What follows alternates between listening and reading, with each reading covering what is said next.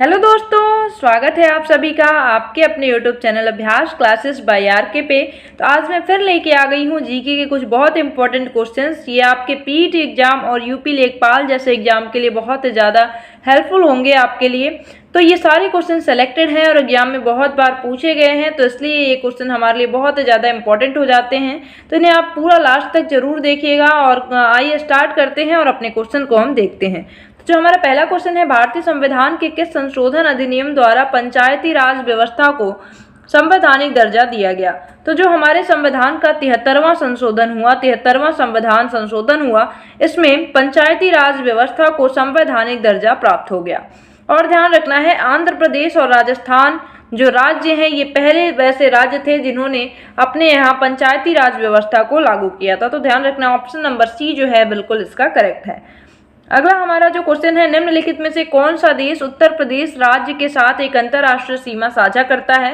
तो ध्यान रखना है, जो नेपाल देश है ये उत्तर प्रदेश राज्य के साथ अपनी सीमा साझा करता है। 579 किलोमीटर की ये सीमा बनाता है, किसके साथ? तो उत्तर प्रदेश राज्य के साथ बनाता है। तो ऑप्शन नंबर बी जो है बिल्कुल इसका करेक्ट होगा। अगला अपना क्वेश्चन देखते हैं, केंद्रीय पक्षी अनुसंधान संस्थान CARI उत्तर प्रदेश के किस शहर में स्थित है? तो ध्यान रखना है, ये उत्तर प्रदेश के बरेली शहर में स्थित है। इसकी अगर बात करें तो बरेली के पास इज्जत नगर में स्थित है। तो ध्यान रखना है कहाँ पे है, अगर इसका लोकेशन जाने तो इज्जत नगर में ये स्थित है, बरेली के जो पास पड़ता है। तो ऑप्शन नंबर बी जो है बिल्कुल इसका करेक्ट है। आइए और अगले क्वेश्चन को देखते हैं। अगला हमारा जो क्वेश्चन है, अधिपादप वैसे स्थानों पर पाए जाते हैं जहां पर, तो जो एपीफाइट्स होते हैं वो कहाँ पाए जाते हैं? तो वहीं उस जगह पे पाए जाते हैं जहां वर्षा जो होती है वो पूरे वर्ष होती रहती है। तो ध्यान रखिएगा, जहां पे भी वर्षा होती है वहां पे जो जैव विविधता है वो बहुत अधिक पाई जाती है, इनका घनत्व ज़्यादा होता है, पादपों का घनत्व ज़्यादा होता है।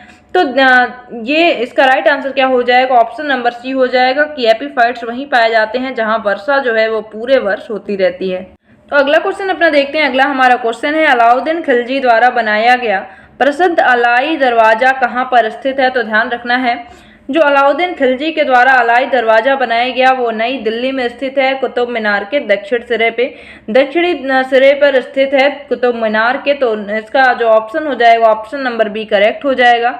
इसका जो अलंकरण किया गया है वो इस्लामी तौर तरीकों से किया गया है और इसका निर्माण जो हुआ था वो 1311 ईस्वी में हुआ था अलाउद्दीन खिलजी के द्वारा।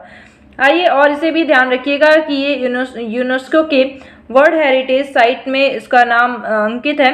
तो विश्व धरोहर स्थल के रूप में इसे चयनित किया गया 1993 में। अगला क्वेश्चन देखते हैं, श्रीरंगपट्टनम का ऐतिहासिक शहर जिसे टीपू सुल्तान और उसके पिता हैदर अली की कब्रों का घर माना जाता है, वह निम्नलिखित में से किस शहर से लगभग 15 किलोमीटर की दूरी पर है? तो इसकी अगर बात करें तो ऑप्शन नंबर सी हो जाएगा, मैसूर के पास है ये जो शहर है वो कहाँ पे है? मैसूर के पास है। तो ध्यान रखना है, इसका राइट आंसर क्या हो जाएगा? ऑप्शन नंबर सी हो जाएगा। और टीपू सुल्तान और उनके पिता के कब्रों का घर इसे कहा जाता है। आइए अगला क्वेश्चन देखते हैं। अगला हमारा क्वेश्चन है, मेगास्थनीज जिन्होंने भारत के बारे में प्रसिद्ध ग्रंथ इंडिका लिखी वह मूल रूप से किस देश के थे? तो ऑप्शन नंबर बी जो हो जाएगा इसका करेक्ट हो जाएगा, ये ग्रीस के थे। ग्रीस को पहले यूनान के नाम से जाना जाता था। इसकी कहानी क्या थी तो थोड़ा सा जान लेते हैं। सेल्यूकस निकेटर था यूनान का निवासी, एक शासक था जिन्होंने चंद्रगुप्त मौर्य के दरबार पर आक्रमण कर दिया। तो और उस टाइम चंद्रगुप्त मौर्य जो कि मौर्य साम्राज्य के संस्थापक थे, कौन थे? चंद्रगुप्त मौर्य। उनके राज्य पे उसने आक्रमण किया और 305 ईस्वी में वो पराजित 305 ईसा पूर्व में वो पराजित हो गया। किससे? चंद्रगुप्त मौर्य से। फिर सेल्यूकस निकेटर जो है वो वापस लौट गया और उसने अपने राजदूत मेगास्थनीज को चंद्रगुप्त मौर्य के दरबार में भेजा था। चंद्रगुप्त मौर्य के दरबार में जो आए थे वो कौन थे? मेगास्थनीज थे। किसके दूत थे? तो सेल्यूकस निकेटर के दूत थे। ध्यान रखना है। अब आगे इसने जो मेगास्थनीज था वो जब भारत में आया दूत के रूप में, तो उसने एक बुक लिखी चंद्रगुप्त मौर्य के दरबार के बारे में, उस टाइम की परिस्थितियों के बारे में, जिस बुक का नाम था इंडिका। तो वो कहाँ का था? तो यूनान का रहने वाला था, ये भी ध्यान रखना है। और ये यूनान जो है वर्तमान में ग्रीस के नाम से जाना जाता है, वर्तमान में इसे ग्रीस कहते हैं, जिसकी राजधानी एथेंस है और ये यूरोप का एक राज्य है, यूरोप का एक देश है।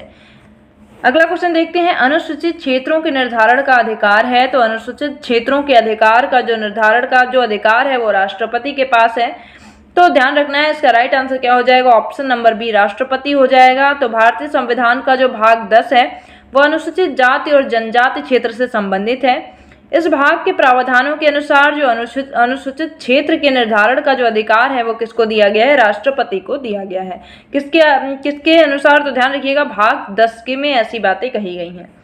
अगला जो हमारा क्वेश्चन है, चोल नाइकन, कुरुम्बा, कुटुनाइकन, कादर और कोरगा भारत के किस भाग के आदिम जनजाति समूह हैं? तो इसका ध्यान रखना है, ऑप्शन नंबर सी, ये केरल राज्य के सभी जनजातिक समूह हैं। तो इसका राइट आंसर क्या हो जाएगा, ऑप्शन नंबर सी हो जाएगा। एक चीज और ध्यान रखिएगा कि जो नीलगिरी की पहाड़ियां हैं उस पर टोडा जनजाति पाई जाती है, ये भी बहुत इंपॉर्टेंट है, क्वेश्चन पूछा जाता है। टोडा जनजाति नीलगिरी की पहाड़ियों की एक जनजाति है। अगला अपना क्वेश्चन देखते हैं, अगला है हमारा ट्राफलगर स्क्वायर विश्व के किस शहर में स्थित है? तो ट्राफलगर स्क्वायर जो है ये कहाँ पर स्थित है? तो लंदन में स्थित है, ऑप्शन नंबर बी इसका करेक्ट है। तो इसका राइट आंसर क्या हो जाएगा, ऑप्शन नंबर बी हो जाएगा। अगला हमारा क्वेश्चन है, आंध्र प्रदेश का विजयवाड़ा शहर किस नदी के किनारे स्थित है? तो ध्यान रखना है, जो विजयवाड़ा शहर है वो कहाँ पे है, कृष्णा नदी के किनारे स्थित है, ऑप्शन नंबर डी इसका करेक्ट है। थोड़ा सा और बात करें तो कृष्णा नदी जो है इसका उद्गम स्थल है महाबलेश्वर, जो कि महाराष्ट्र से निकलती है पश्चिमी घाट से। जो ये पश्चिमी घाट है यहाँ पे महाराष्ट्र के महाबलेश्वरम से इसका उद्गम स्थल है, यहीं से ये निकलती है और 5 राज्यों से होकर के गुजरती है। इस पे एक बहुत ही इंपॉर्टेंट बांध है नागार्जुन सागर बांध, जो कि कृष्णा नदी पर स्थित है। तो ध्यान रखिएगा, नागार्जुन सागर बांध कहाँ पे है, कृष्णा नदी में पे स्थित है। ये निकलती कहाँ से है, तो महाबलेश्वर से निकलती है, महाराष्ट्र से, पश्चिमी घाट से। तो इसका right answer option number D हो जाएगा। अगला अपना क्वेश्चन देखते हैं, अजरबैजान जो कभी सोवियत संघ का एक हिस्सा था, निम्नलिखित में से कौन सी उसकी राजधानी है? तो बात करें तो जो अजरबैजान है उसकी राजधानी क्या है? तो ऑप्शन नंबर सी इसकी राजधानी बाकू है। इसकी राजधानी क्या है, बाकू है। अब बात कर लेते हैं बाकी की। तो उलान बतोर जो है ये मंगोलिया की राजधानी है। ये किसकी है, मंगोलिया की है, ये ध्यान रखिएगा। ये किसकी राजधानी है, तो मंगोलिया की है। कीव बहुत ही फेमस, अभी वर्तमान में युद्ध चल रहा है रसिया और यूक्रेन का, तो कीव यूक्रेन की राजधानी है। कीव किसकी है, यूक्रेन की राजधानी है। ताशगंज जो है वो उज्बेकिस्तान की राजधानी है। उज्बेकिस्तान की राजधानी क्या है, ताशगंज है। नेक्स्ट अपना क्वेश्चन देखते हैं, अगला हमारा, भारत के किसी राज्य के राज्यपाल के पद का आधिकारिक कार्यकाल कितने दिनों का होता है? तो जो भारत के राज्यपाल होते हैं किसी भी राज्य के, उनका जो आधिकारिक कार्यकाल होता है वो 5 वर्षों का होता है। संविधान के जो भाग 6 हैं उसमें राज्य के शासन के लिए प्रावधान है। इसमें अगर बात करें तो राज्यपाल की नियुक्ति जो है वो राष्ट्रपति के द्वारा किए जाएगा। अनुच्छेद ऐसा कौन कहता है? तो आर्टिकल 155 कहता है कि जो राज्यपाल हैं उनका जो नियुक्ति है वो राष्ट्रपति के द्वारा किया जाएगा और 5 वर्षों की अवधि के लिए किया जाएगा। और अनुच्छेद जो हमारा आर्टिकल 154 है वो क्या कहता है? तो आर्टिकल 154 कहता है कि 154 के तहत ये कहा जाता है कि राज्य की जो कार्यपालिका का प्रमुख होगा वो कौन होगा, राज्यपाल होगा। तो ये सभी इसके कुछ इंपॉर्टेंट बातें हो गई। 5 वर्षों की अवधि के लिए राज्यपाल चुने जाते हैं राष्ट्रपति के द्वारा। आर्टिकल 155 में ऐसा प्रावधान है। आर्टिकल 154 कहता है कि राज्य का जो प्रमुख होगा वो राज्यपाल ही होंगे। और एक चीज़ और ध्यान रखिएगा कि जो राज्यपाल के लिए निर्धारित आयु है वो 35 वर्ष की होती है। कितनी होती है, 35 वर्ष की होती है। अब कमेंट सेक्शन में आपको बताना है कि मुख्यमंत्री के लिए निर्धारित आयु सीमा क्या है। अगला क्वेश्चन देखते हैं, भारतीय तिरंगा जो है इसमें ध्वज में अशोक चक्र का रंग कौन सा है? तो भारतीय जो तिरंगा है उसमें ध्यान रखना है अशोक चक्र, जिसमें कि 24 तिल्लियां हैं। कितनी हैं, 24 तिल्लियां हैं। ये सम्राट अशोक जो थे, मौर्य साम्राज्य के जो शासक थे, महान शासक सम्राट अशोक, उनके शिलालेखों पर एक चक्र बना हुआ है जिन्हें अशोक चक्र कहा जाता है और इन्हीं को भारतीय तिरंगे में लिया गया है। ये जो है गहरे नीले रंग के हैं, ये भी ध्यान रखना है। ये किस रंग के हैं? तो गहरे नीले रंग का इसका रंग है। अगला अपना क्वेश्चन देखते हैं, अगला है हमारा, गैल्वेनाइजेशन धातुओं पर जस्ते की परत चढ़ाई जाने वाली एक प्रक्रिया है जो उन्हें सुरक्षित रखती है। तो गैल्वेनाइजेशन प्रक्रिया के द्वारा जंग लगने से लोहे को सुरक्षित रखा जाता है। इस पे क्या किया जाता है, जिंक की एक परत चढ़ाई जाती है लोहे पे, जिसको गलित जस्ता कहते हैं, और इसकी परत चढ़ा करके इसको रखा जाता है जिससे कि क्या हो, ये नमी के संपर्क में आने से बच सके। तो इसका right answer option number B हो जाएगा। जंग लगने से बचाने के लिए गैल्वेनाइजेशन प्रक्रिया की जाती है। अगला अपना क्वेश्चन देखते हैं, निम्नलिखित में से किसमें एनीमिया होने का खतरा अधिक होता है। एनीमिया का मतलब है आयरन की कमी, मीन्स खून की कमी होना। ये गर्भवती जो महिलाएं होती हैं उसमें देखा जाता है बहुत ही अधिक खून की कमी, मतलब एनीमिया देखने को मिलती है।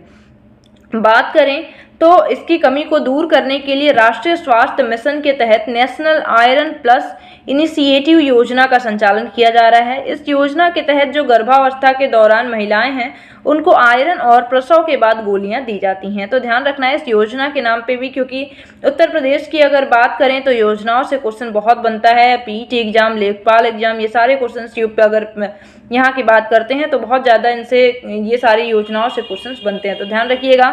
तो नेशनल आयरन प्लस इनिशिएटिव जो योजना है इसके तहत जो गर्भावस्था में महिलाएं होती हैं उनको आयरन की गोलियां दी जाती हैं। अगला क्वेश्चन देखते हैं, अगला हमारा, निम्नलिखित में से कौन सा जानवर रेबीज फैला सकता है। तो रेबीज कुत्ते के द्वारा फैलता है।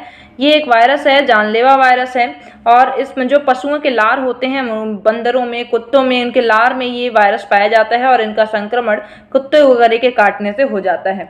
अगर रेबीज किसी को हो जाता है तो उनमें बुखार, सिर दर्द, अतिरिक्त लार बनना, मांसपेशियों में ऐंठन, पक्षाघात, मानसिक भ्रम, ऐसी स्थितियां देखने को मिलती हैं, ऐसे कुछ लक्षण प्रकट होते हैं।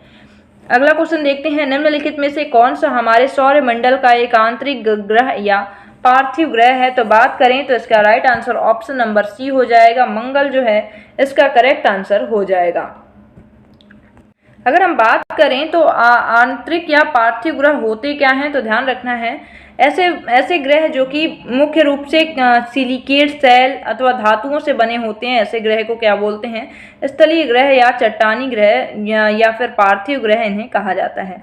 जो मंगल है ये एक पार्थिव ग्रह है, इसे ध्यान रखना। ऑप्शन नंबर सी क्या है, बिल्कुल ही करेक्ट है। अगला अपना क्वेश्चन देखते हैं, अगला हमारा क्वेश्चन है, फ्यूज एक विद्युत परिपथ की सुरक्षा निम्नलिखित में से किससे करता है।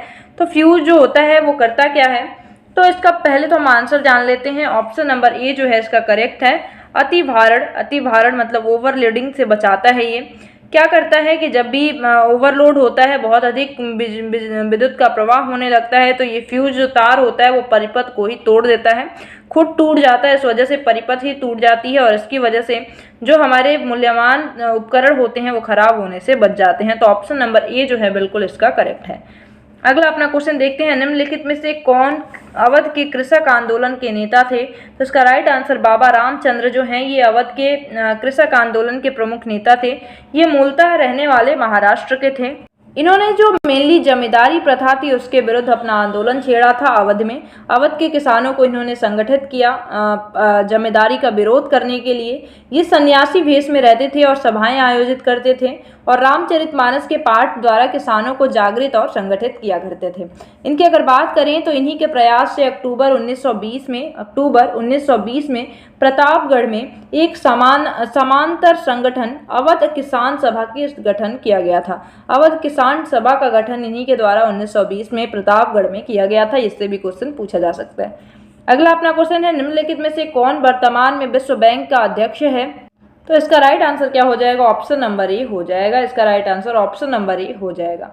नेक्स्ट अपना क्वेश्चन देखते हैं। अगला हमारा क्वेश्चन है कि मशरूम किसका उदाहरण है। मशरूम एक फंजाई है, कवक है। ये एक जीव है जिसका प्रयोग हम खाने के लिए भी करते हैं। ध्यान रखिएगा कि यह कोशिकीय जंतु होता है और खाने में के योग्य भी होता है, लेकिन ये जहरीला भी होता है। बहुत सारे मशरूम ऐसे होते हैं जो कि जहरीले होते हैं और कुछ खाने योग्य भी होते हैं। अगला क्वेश्चन देखते हैं, दिल्ली मेट्रो को अपनी पहली ड्राइवर रहित रेलगाड़ी किस देश से प्राप्त हुई थी। तो ऑप्शन नंबर बी दक्षिण कोरिया से दिल्ली मेट्रो को पहली अपने ड्राइवर रहित रेलगाड़ी प्राप्त हुई थी। तो इसका ध्यान रखना है। भारत में अगर इनकी बात करें तो 5 जून 2015 को इसका उद्घाटन किया गया था। कहाँ से प्राप्त हुई थी, तो दक्षिण कोरिया से प्राप्त हुई थी। अगला क्वेश्चन देखते हैं, भारत में पंचायती राज स्थापित करने वाले प्रथम 2 राज्य कौन से थे। ये मैंने पहले ही क्वेश्चन में बताया था। राजस्थान और आंध्र प्रदेश जो थे ये पहले ऐसे 2 राज्य थे जिन्होंने पंचायती राज व्यवस्था को लागू किया, जिसका 73वें संविधान संशोधन में पंचायती राज व्यवस्था को संवैधानिक दर्जा प्राप्त हो गया था। 2 अक्टूबर 1959 को, ये भी डेट भी ध्यान रख लेना है, 2 अक्टूबर 1959 को राजस्थान जो है, राजस्थान के नागौर जिले में पंचायती राज का उद्घाटन किया गया था। पंचायती राज का उद्घाटन 1959 में नागौर जिले में, राजस्थान के नागौर जिले में किया गया था। अगला अपना और लास्ट क्वेश्चन देखते हैं, भारत ने पृथ्वी के धरातल का कितना प्रतिशत घेरा हुआ है? तो भारत के पास पूरी पृथ्वी का केवल 2.4% भाग ही है। ध्यान रखना है 2.4% जो भूमि है ये किसके पास है? भारत के पास है। तो ये हमें ध्यान रखना है। आई होप कि आपके लिए सारे क्वेश्चन हेल्पफुल होंगे और वीडियो आपको पसंद आई होगी। ऐसे ही बहुत सारे इंपॉर्टेंट टॉपिक के लिए, इंपॉर्टेंट क्वेश्चंस के लिए चैनल को सब्सक्राइब जरूर कर लीजिएगा। मिलते हैं अगली वीडियो में। कोई डाउट हो तो कमेंट जरूर करिएगा। मिलते हैं अगली वीडियो में। Bye bye, have a nice day, thank you so much.